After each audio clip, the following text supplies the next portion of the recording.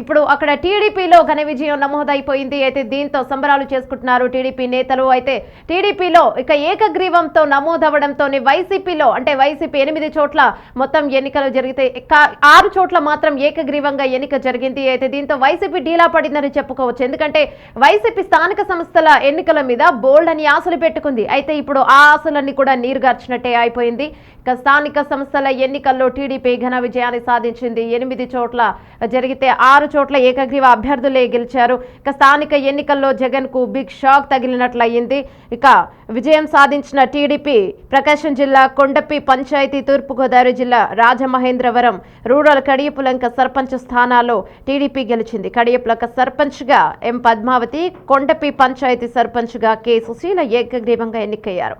మాచర్ల నియోజకవర్గంలో వేపకంపల్లి ఎంపీటీసీ, నెల్లూరు జిల్లా కోవూరులోని విడవలూరు 1 ఎంపీటీసీ, కుప్పం నియోజకవర్గంలో మనీంద్రం ఎంపీటీసీ స్థానాలు టీడీపీ అభ్యర్థులు ఏకగ్రీవంగా ఎన్నికయ్యారు. ఇక ఉప ఎన్నికల్లో కొండపి, కడియపులంక సర్పంచ్ స్థానాల్లో టీడీపీ గెలిచింది. ఆ 2 చోట్ల టీడీపీ బలపరిచిన అభ్యర్థులు ఏకగ్రీవంగా ఎన్నికయ్యారు. పల్నాడు జిల్లా మాచర్ల నియోజకవర్గం వేపకారిపల్లి ఎంపీటీసీ, నెల్లూరు జిల్లా కోవూరు నియోజకవర్గం విడవలూరు ఎంపీటీసీ, చిత్తూరు జిల్లా కుప్పం నియోజకవర్గంలోని మనీంద్రం ఎంపీటీసీ స్థానాలకు ఉప ఎన్నిక జరగగా టీడీపీ అభ్యర్థులు ఇక ఏకగ్రీవంగా ఎన్నికవ్వడం ఇక సంచలనం సృష్టించిందని చెప్పుకోవచ్చు. తూర్పుగోదావరి జిల్లా కడియపులంకలో సర్పంచ్ పదవులు టీడీపీ అభ్యర్థులు ఏకగ్రీవంగా గెలుచుకున్నారు. కొండపిలో కొమ్ము సుశీల, కడియపులంకలో మాదిశెట్టి పద్మావతి సర్పంచ్గా ఎన్నికయ్యారు. ఇదే విధంగా మాచర్లలో వేపంకంపల్లి ఎంపీటీసీ, నెల్లూరు జిల్లాలోని విడవలూరు ఎంపీటీసీ, చిత్తూరు జిల్లా కుప్పం నియోజకవర్గంలోని మనీంద్ర ఎంపీటీసీ స్థానాల్లో టీడీపీ అభ్యర్థులు గెలుపొందారు. ఈ ఉప ఎన్నికల్లో అత్యధిక అభ్యర్థులు నామినేషన్లు ఉపసంహరించుకోవడంతో టీడీపీ అభ్యర్థులు పోటీ లేకుండా విజయాన్ని సాధించారు.